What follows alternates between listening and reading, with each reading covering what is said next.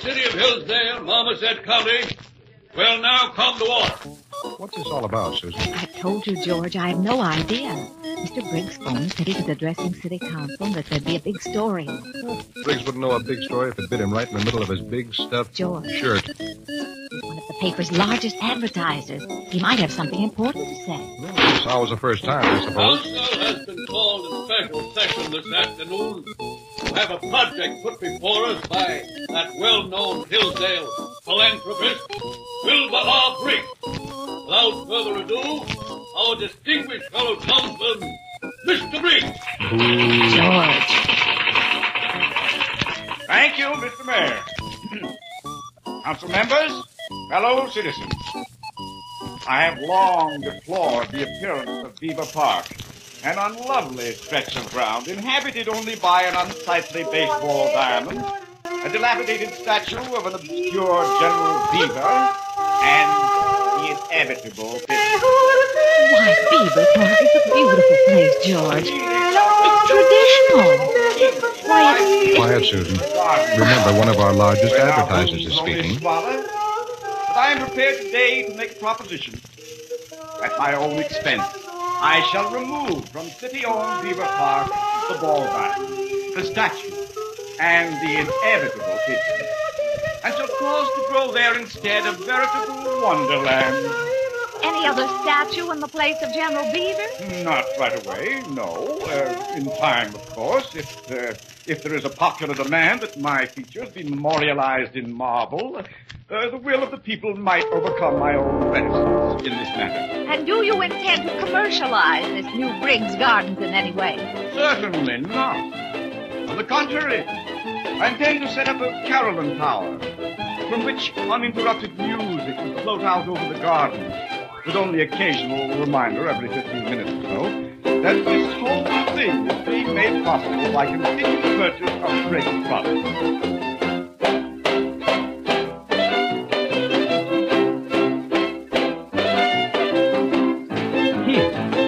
Mighty soldier, savior of his country, citizen, statesman, General Polly Beaver.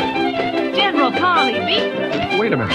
Do you mean that Miss Armstrong and General Beaver are related? Without a shadow of a doubt, he is her true protector. This is all very interesting, but I think that I was almost ready to compromise principle for commercial advantage in the case of my own true ancestors. Now, Susan, wait. Just because there might possibly be a remote connection between you and General Beaver is no reason... John! Betray my own ancestors?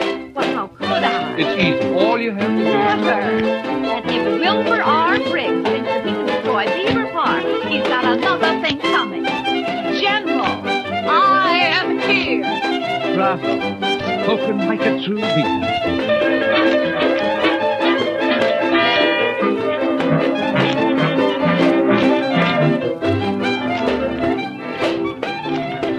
It is not the policy of this paper to blindly resist change. In this case, we must raise the questions. Would the citizens of Hillsdale be happier with a baseball diamond or a sunken garden? The songs of pigeons or of singing commercials? The statue of a noble war hero or the marble image of a stuffed shirt? There can be but one answer. Save Beaver Park.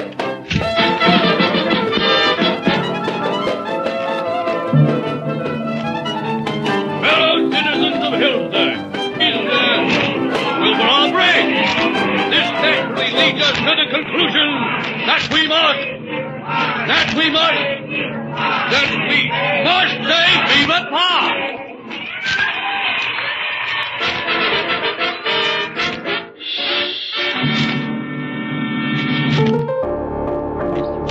How do you want your eggs? Fried, coddled, or scrambled?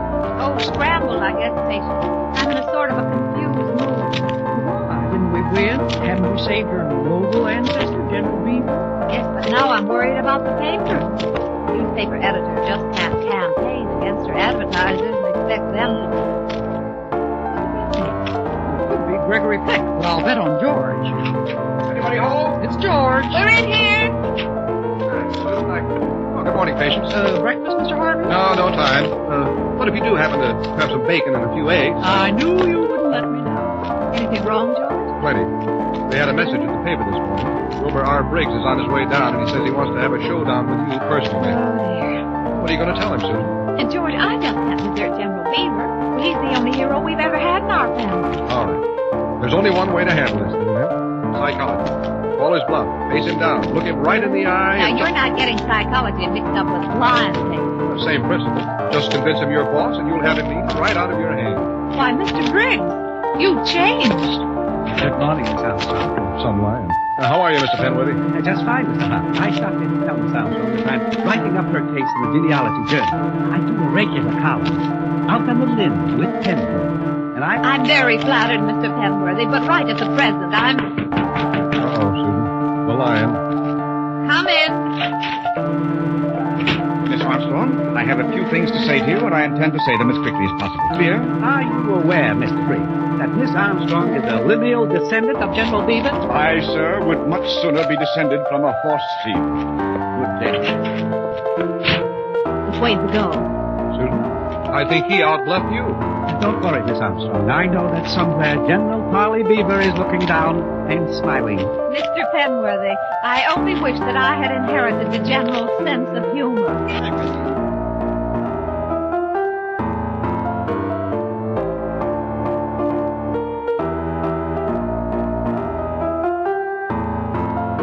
To be or not to be? Problems, Miss Armstrong? Problems. Is Mr. Harvey still around? I think he left. Well, that's one less problem. I heard about you defying Mr. Briggs, Miss Armstrong. It's better to die on your feet than live on your knees. Well, you see, I haven't reached the final decisions yet, Sammy. I know what it'll be, Miss Armstrong. You'll defend the right, even though it costs you everything. Yes, but if I lose all my advertising, I might even lose the paper. And He who steals my purse steals trash. well, that's one way of looking at it. Miss Armstrong, though the choice seems hard, years from now you'll be able to look back and say, this was my finest hour. Sammy, if this is my finest hour, I sure haven't got much of a future.